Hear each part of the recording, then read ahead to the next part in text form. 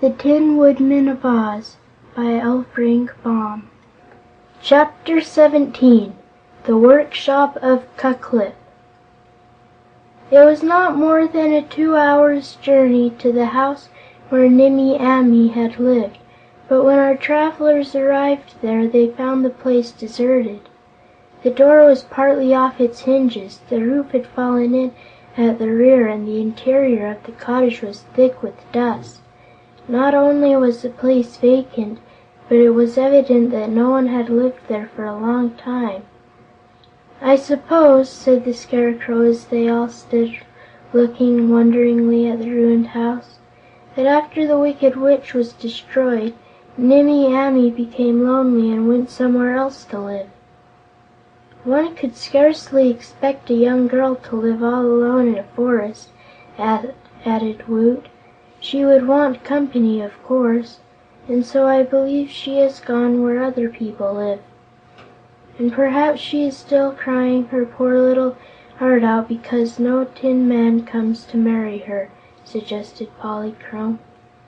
"Well, in that case it is the clear duty of you two tin persons to seek Nimmie Amee until you find her," declared the Scarecrow. "I do not know where to look for the girl," said the Tin Soldier, "for I am almost a stranger to this part of the country."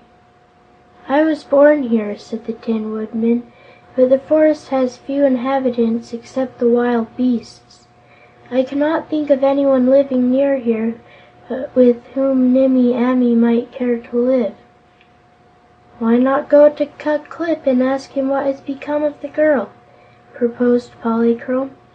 That struck them all as being a good suggestion, so once more they started to tramp through the forest, taking the direct path to Ku-Klip's house.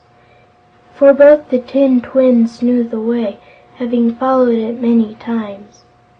Ku-Klip lived at the far edge of the great forest, his house facing the broad plains of the Munchkin country that lay to the eastward. But when they came to this residence by the forest's edge, the tinsmith was not at home. It was a pretty place, all painted dark blue with trimmings of a lighter blue. There was a neat blue fence around the yard, and several blue benches had been placed underneath the shady blue trees which marked the line between forest and plain. There was a blue lawn before the house, which was a good-sized building.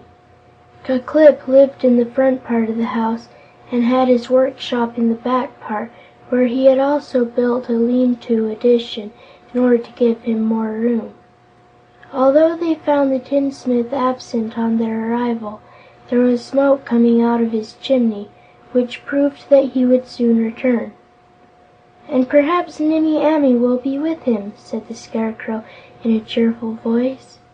While they waited, the Tin Woodman went to the door of the workshop and, finding it unlocked, entered and looked curiously around the room where he had been made.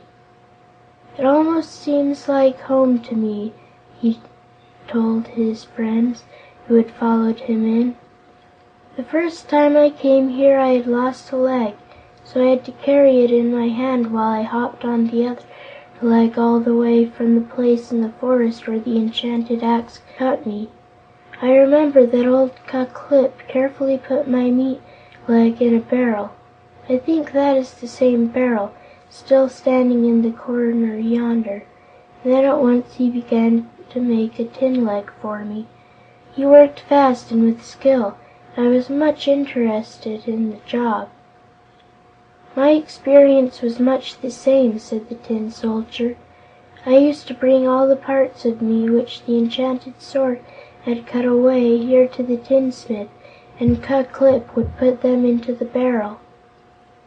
"I wonder," said Woot, "if those cast-off parts of you two unfortunates are still in that barrel in the corner." "I suppose so," replied the Tin Woodman. "In the Land of Oz no part of a living creature can ever be destroyed." "If that is true, how was the Wicked Witch destroyed?" inquired Woot. "Why, She was very old and was all dried up and withered before Oz became a fairyland," explained the Scarecrow.